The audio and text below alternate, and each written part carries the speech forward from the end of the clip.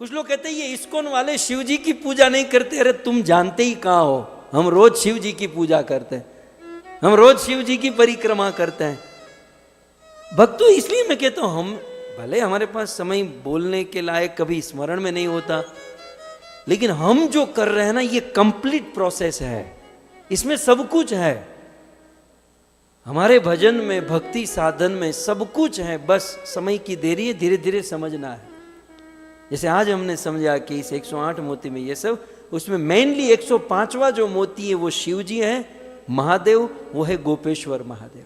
तो ऐसे महादेव की महाशिवरात्रि निकट आ रही है और हम लोग इस 12 ज्योतिर्लिंग की कथा के माध्यम से हम शिवलिंग के ऊपर बिल्कुल अभिषेक कर रहे हैं। वैसे शिव जी का अभिषेक कथा के द्वारा भी हो सकता है जो हम कर रहे हैं, और साथ ही साथ शिव जी का अभिषेक अनेक द्रव्यों के द्वारा भी होता है, उसकी भी बड़ी महिमा है। शिवलिंग पर दूध अर्पित करने से आरोग्य की प्राप्ति होती है। शिवलिंग पर दही अर्पित करने से हमें जीवन में हर्ष और उल्लास की प्राप्ति होती है। शिवलिंग के ऊपर शहद, हनी, मध चढ़ाने से हमें सौंदर्य प्राप्त होता है और हमारी वाणी जो कौवे की तरह हो चुकी है ना, कां, वो मीठी हो जाती है यदि शिव जी के ऊपर हनी चढ़ाया जाए, और वाणी मीठी हो गई तो समाज में लोकप्रियता बढ़ती है। शिवलिंग के ऊपर घी चढ़ाने से हमें तेज की प्राप्ति होती है। शिवलिंग पर शक्कर चढ़ाने से सुख और समृद्धि की प्राप्ति होती है। शिवलिंग पर अत्तर चढ़ाने से धर्म की प्राप्ति होती है। शिवलिंग पर सुगंधित तेल चढ़ाने से धन धान्य की वृद्धि होती है और जीवन में कभी भौतिक सुख की कमी नहीं रहती। शिवलिंग पर चंदन चढ़ाने से समाज में मान और सम्मान पूर्ण रूप से बना रहता है। थोड़ा महंगा है, लेकिन शिव जी पर केसर अर्पित करने से दाम्पत्य जीवन में बड़ा सुख रहता है, विवाहित जीवन में प्रेम बना रहता है यदि शिव जी पर हम केसर चढ़ाया जाए।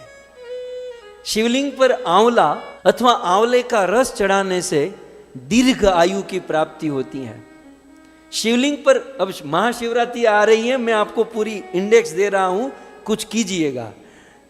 और शिवलिंग पर गन्ने का रस चढ़ाने से समस्त परिवार सुख और समृद्धि से युक्त हो जाते हैं, परिवार में प्रेम बना रहता है। शिवलिंग पर गेहूं चढ़ाने से वंश की वृद्धि होती है और योग्य संतान की प्राप्ति होती है, और संतान जो है ना वो आज्ञाकारी बन जाते हैं यदि हम उन पर गेहूं चढ़ाते हैं।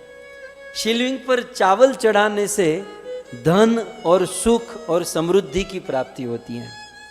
शिवलिंग पर तिल चढ़ाने से समस्त पाप और समस्त रोगों का नाश हो जाता है। शिवलिंग पर जौ चढ़ाने से सांसारिक सुखों की प्राप्ति होती है, और शिवलिंग पर बेल पत्र चढ़ाने से हमारे जीवन में जितने भी संकट हैं सारे संकट दूर हो जाते हैं। और हमारी महामंत्र की ये जो माला है उसमें 105वां जो मोती है, उस महामंत्र का जाप करने से, ये मैंने आपको जितनी भी वस्तु बताई है ये सारी वस्तु केवल महामंत्र का जाप करने से प्राप्त हो जाती है।